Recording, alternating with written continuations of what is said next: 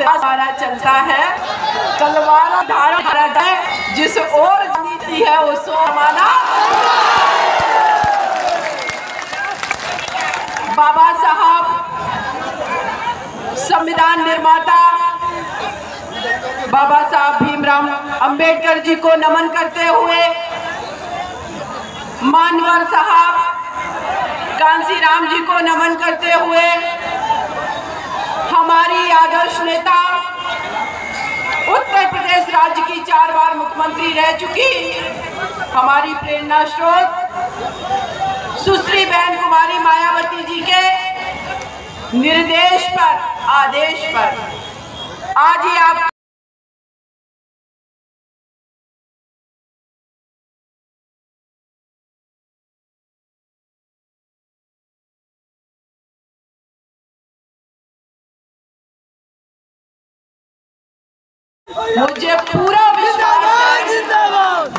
मुझे पूरा विश्वास है कि इस जमलिया विधानसभा से परवेज खान जी सिर्फ जीत नहीं रहे हैं, जमानत जब्त करवा रहे हैं दोनों पार्टियों के।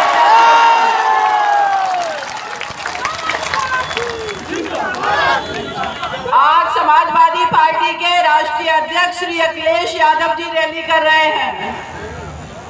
मुझे लगता है उनको सोचना पड़ेगा, सोचना पड़ रहा होगा आप लोगों का जोश और ये जुनून देख करके कि किस तरीके का जोश हमारे जमनिया के लोगों में है। और ये आप लोग 7 तारीख को ये साबित कर देंगे कि इस जमनिया की धरती पर सपा और बीजेपी का खात्मा होने वाला है। अगर ये लोग एक बूथ भी जीत जाए तो ये बहुत बड़ी बात है, बहुत बड़ा कारण है। क्यों इनको हराना है, क्यों इनको शिकस्त देनी है, इन सारी चीजों को हम सभी को समझना होगा, हमारे युवाओं को समझना होगा, हमारी माताओं बहनों, हमारे बड़े बुजुर्गों को, इवन कि हमारे जो बच्चे अब समझदार हो रहे हैं, छोटे बच्चे, उनको भी समझना होगा।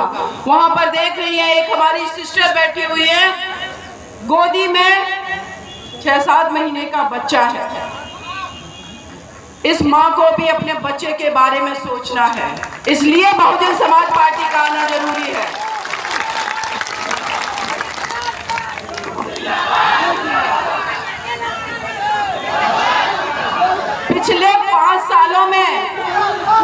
पिछले 5 सालों में हम लोगों ने, उत्तर प्रदेश के लोगों ने बीजेपी का निरंकुशता भरा शासनकाल देखा है, निरंकुशता भरा। श्री योगी आदित्यनाथ जी, मुझे पता चला यहाँ पर कल या परसों में कार्यक्रम करके गए हैं, रैली करके गए हैं, बुलडोजर लेकर के घूम रहे हैं, बुलडोजर लेकर के। क्यों घूम रहे हैं बुलडोजर लेकर के?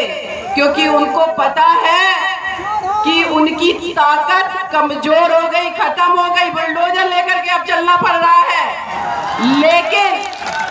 लेकिन इनके ये बुलडोजर, इनकी ये ठोकों की नीति, इनकी कट्टा बंदूक की नीति, इनका भाईचारा खत्म करने की नीति, इन सारी चीजों पर 7 तारीख को जब ये जमनिया में वोट पड़ेंगे, आप लोग दिखा देंगे किस हथियार से।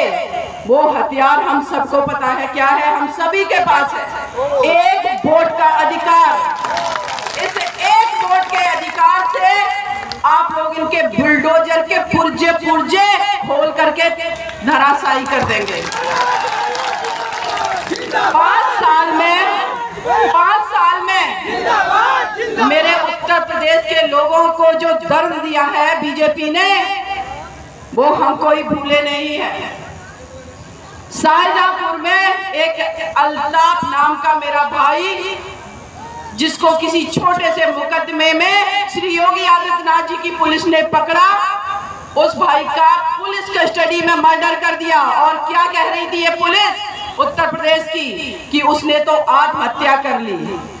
आप सभी को पता है, बाथरूम में 3 फुट की टोटी थी, इतनी बड़ी, यहाँ पर इतने ऊपर लगी हुई थी, और वो मेरा अल्ताफ भाई था 5 फुट का। उसमें फांसी की फंदा लगाएगा वो? किसको बेवकूफ बना रहे? ऐसे हमारे भाइयों को इन्होंने पुलिस कस्टडी में मारा है। एक नहीं, हजारों एग्जाम्पल हैं। उन्नाव का आपने नाम सुना है, उन्नाव जिला। कुलदीप सेंगर इनकी पार्टी का विधायक एक बिटिया के साथ बलात्कार करता है। जब वो बिटिया आवाज उठाती है तो उसके पिता को पुलिस कस्टडी में मार मार करके थाने में उसको मर्डर कर दिया जाता है। उसके बाद उस बेटी के परिवार का एक्सीडेंट कराया जाता है। उसकी चाची, उसके चाचा, पूरा उस बेटी के परिवार को खत्म कर दिया। ये इतनी निरंकुश सरकार है। और ऐसी सरकारों को जवाब जो है वो सिर्फ और सिर्फ आप लोग दे सकते हैं। ये कितना भी निरंकुश हो, ये कितना भी ताकतवर बन के दिखाएं, लेकिन इतिहास गवाह है, जब आवाम ने ठान लिया है ना, जब लोगों ने, जनता ने ठान लिया, तो बड़े बड़े सिंहासन हिले हैं। चाहे वो दिल्ली में बैठने वाले प्रधानमंत्री हो या उत्तर प्रदेश की गद्दी पर बैठने वाले मुख्यमंत्री, ये ताकत आप लोगों के हाथ में है। आप लोग जान रहे हैं दिल्ली में जो हमारी बहन, हमारी बेटी, वो किसी के घर की भी बेटी हो सकती थी, निर्भया, उसके साथ 4 लोगों ने बलात्कार किया। उस बिटिया के साथ जो दरिंदगी की, आपकी ये बहन, आपकी ये बेटी एक बहुत छोटे से गांव से आती है, लेकिन उस गांव में बैठ करके जब मैं बाबा साहब अम्बेडकर जी के संविधान को पढ़ती थी तो मैं यही सोचती थी, जिस दिन ये भारत का संविधान सही मायने में इस भारत में लागू हो गया, इसका परिवर्तन हो गया, इस राज्य में, इस देश के अंदर हर व्यक्ति खुशहाल होगा। लेकिन ये समाजवादी पार्टी, ये बीजेपी पार्टी ये नहीं चाहती संविधान लागू हो। बीजेपी पार्टी का एक ही उद्देश्य है, किसी भी तरीके से संविधान को खत्म करना और इनकी निरंकुशता को ये बहाल करके रखना चाहते हैं। लेकिन जब मैं उस गांव से निकल करके दिल्ली पहुंची, जब उस बिटिया के साथ 2012 में अपराध हुआ दिल्ली की सड़कों पर, मैंने ये ठान लिया था, हमारे देश की 49% महिलाओं की आबादी है, हमारी यहाँ माता बहनें बैठी हुई हैं। आज कोई भी माँ ये नहीं कह सकती है, कोई भी बहन ये नहीं कह सकती है इस उत्तर प्रदेश के अंदर कि मेरी बेटी पढ़ने निकले, मेरी बेटी स्कूल कॉलेज जाए, नौकरी करने जाए, वो पूरी तरीके से सुरक्षित है, कोई नहीं कह सकता है। शाम का जब 5 बजे का समय होता है, 4 बजे का समय होता है, माँ बाप भाई फोन लगाने लगते हैं। भाई कहता कहाँ रहेगी बहन, तू आ नहीं रही है। माँ कहती बिटिया कितना टाइम लगेगा।